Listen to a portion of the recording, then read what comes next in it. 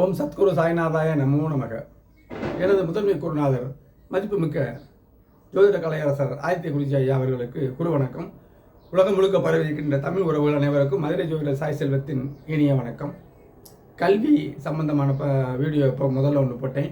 அதில் மிகச்சிறந்த அமைப்பாக கல்வி பயிலக்கூடிய அமைப்புகள் ஜாதகம் எப்படி இருக்குங்கிறத போட்டிருந்தேன். இப்போ சுமாரான கல்வி, ஜாதகத்தில் என்ன இருக்கோ, என்ன கிரக நிலைகள் இருக்கோ அதுக்கு தக்கன தான் நம்ம செயல்படுவோம். அது உறுதியான அமைப்புங்க. இப்போ சுமாரான கல்வியை நம்ம பார்ப்போம். அதே மிதுன லக்கணம் தான்.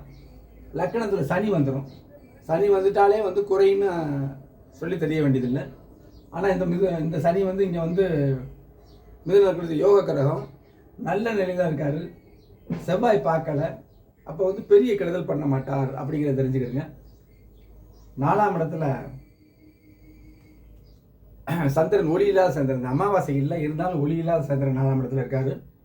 4ஆம் இடத்து கிரகம் 4க்கு 12 புதன் சிம்ம வீட்டில் நல்ல ஒரு அமைப்பில் இருந்தாலும் குரு பார்த்தாலும் செவ்வாய் சேரக்கூடாது.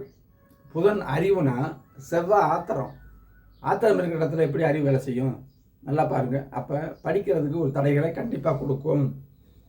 சந்திரவதி யோகம் இல்லை, சனி பார்வையும் விழுகுது. இப்போ பார்த்தீங்களா, ஒரு ஜாதகத்தில் நட்சத்திரத்தில் சாரம் இல்லை, நட்சத்திர சாரத்தை வச்சு எந்த பலனும் கிடையாதுங்க. கிரகங்கள் பாக ரீதியாக ஒரு கிரகத்தை சேர்ந்துருக்கா, விலகி இருக்கா, என்ன கிரகம் பார்க்குது. நல்ல கிரகம் பார்த்தா நேருக்கு நேர பார்க்குதா, பாக விலகி பார்க்குதா. கெட்ட கிரகம் பார்த்தா நேருக்கு நேர பார்க்குதா, பாக விலகி போகுதா. இதில் தான் பலனே இருக்குங்க. அப்போ இந்த அமைப்பில் புதன் செவ்வாயோட சேர்ந்து குரு பார்த்தாலும் சனியும் பார்க்குற அமைப்பில் இருக்கும்பொழுது ராசிக்கு 4ஆம் இடத்தையும் சனி பார்க்குது பாருங்களேன். நல்லா கூர்ந்து கவனிங்க. ராசிக்கு 4ஆம் இடத்தையும் சனி பார்க்கும் பொழுது இவர் சுமாரான கல்வி பயில்வார் அப்படிங்கிறது. இதுதான் அடிப்படையான விஷயம். எல்லாரும் நல்லா படிச்சுறதில்லை, எல்லாரும் மேன்மை பெற்றவராக போகிறதில்லை, எல்லாருமே ஆராய்ச்சி படிப்பு படிக்கிறதில்லை. ஆனாலும் கல்வியில் குறை இருக்காதுங்க. இவருக்கு கல்வி பயில்வார், தேவைக்கு பயில்வார். இவ்வளோதான் இங்கே விஷயம். கிரக சுபத்துவம் பாவத்துவத்தோட வச்சுத்தான் பலன்களே இருக்குது அப்படிங்கிறத உறுதியாக இதில் நான் சொல்கிறேன்.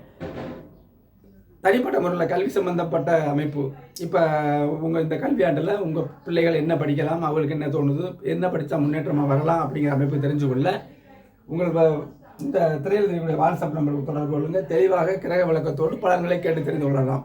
அடுத்த வழியில் சந்திப்போம். நன்றி.